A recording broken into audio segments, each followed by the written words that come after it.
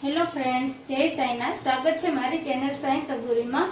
આજે આપણે બનાવશું કેરીની ખટ્ટી મીઠી ચટણી। તો તેમાં આપણે કેરી લઈ લીધી છે। આ કેસર કેરી છે, મેં ધોઈને છાલ ઉતારી લીધી છે। અને આ મોટી કેરી છે, ખટ્ટી મીઠી હોય તે। તેમાં આપણે જોશે કોથમીર, થોડી ખાંડ જોશે, લસણ જોશે, તલ જોશે, લાલ મરચું અને મીઠું જોશે।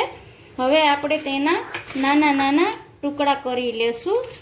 આ રીતે આપણે બધા ટુકડા કરી લેશું। ફ્રેન્ડ્સ, આ એક એવું ફળ છે કે 2 મહિના જ આની સિઝન હોય છે, પણ તમે આની અનેક વસ્તુ બનાવી શકો તેમ છો। તો તમે આની મજા ખટમીઠી ચટણીની બહુ સરસ થાય છે। એકવાર જરૂર બનાવજો। તો આપણે બધા કેરીના આવડા ટુકડા કરી લીધા છે। તો બધા મિક્સર જારમાં લઈ લેશું।